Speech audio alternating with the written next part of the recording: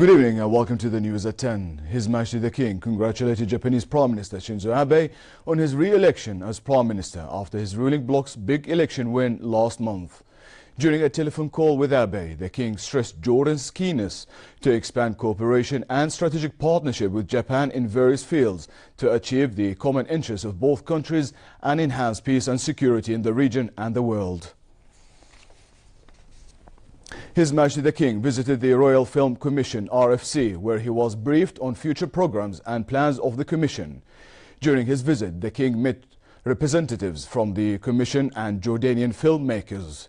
His Royal Highness Prince Ali bin Hussein, President of the Board of Commissioners, thanked His Majesty for his continuous support to the Commission, which endeavors to develop the local film industry and enable Jordan to play a leading role in the movie production industry worldwide. RFC General Manager George David spoke about achievements made by the Commission, noting that around 110 local and international movies had been filmed and produced in the Kingdom in recent years. He also reviewed the RFC's future strategy, which would focus on supporting cinema and television production in Jordan. Prime Minister Hani al-Mulki received at his office today Sarouj Jah, the new regional director for the Middle East at the World Bank. The Prime Minister discussed with Jah bilateral relations and ways of enhancing cooperation between Jordan and the World Bank, as well as the economic challenges facing Jordan in light of the Syrian crisis and its repercussions on the Jordanian economy. Al-Mulki praised the role played by the World Bank in providing support to Jordan through financing to support the budget as well as technical support. The Prime Minister stressed that the burdens borne by Jordan as a result of the regional circumstances have become severe, pointing the need to mobilize the necessary funding to enable the government to continue hosting Syrian refugees and provide basic humanitarian and services to them. For his part, Jah commended Jordan as a model country in terms of reforms and that the World Bank Group would continue to be committed to providing support to the Kingdom with its financial needs.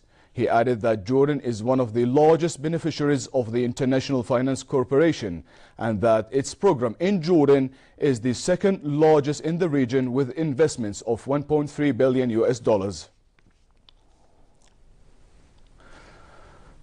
Senate President Faisal Faiz and Minister of Foreign Expatriate Affairs Ayman Safadi chaired a meeting of the Committee of Arab and International Affairs.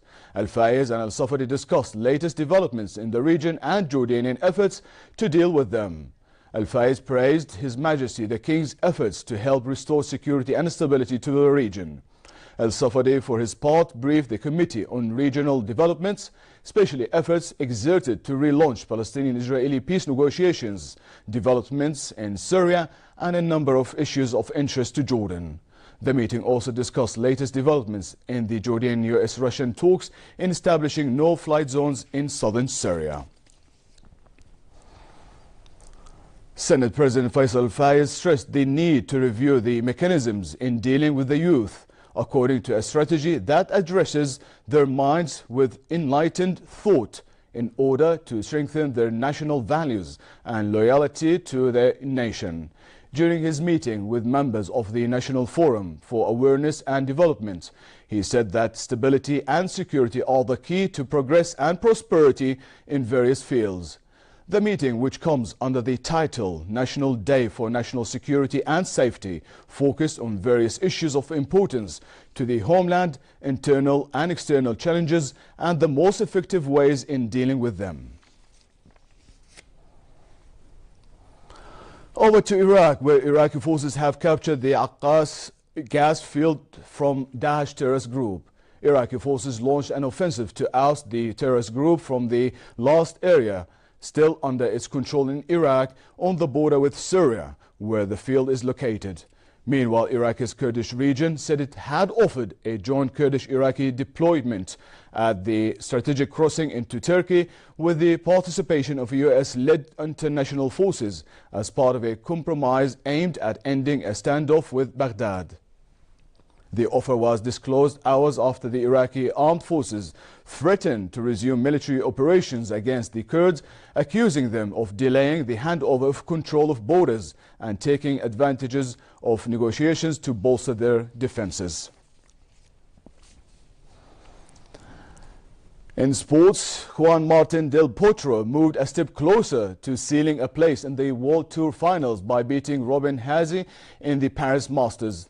The Argentinian beat Dutchman Haase 7-5, 6-4 to move into the quarterfinals. One more victory and a semi-final place will see him claim the 8th and final spot in the season-ending event in London.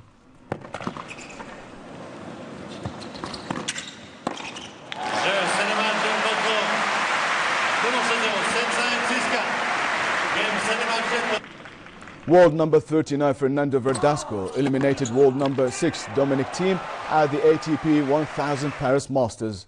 The Spaniard overcame the Austrian 6-4, 6-4 and erupted into jubilant celebrations on the court. Verdasco will play the winner of the Jack Sock and Luca Poi match. Game, center match, Verdasco. And finally, the weather forecast. Relatively cold conditions are in the forecast for tonight with a low of 10 degrees Celsius. Winds will be northwesterly light. Tomorrow, daytime temperatures are expected in the capital and the hilly areas to reach 17 degrees with cloudy skies and scattered showers in the southern and eastern regions. The Gulf of Aqaba should expect mild conditions tonight and a warm day tomorrow with a high of 26 degrees, northerly moderate winds and slightly choppy seas. And with that, we come to the end of tonight's news. I'm Lou Balkar. Have a lovely weekend.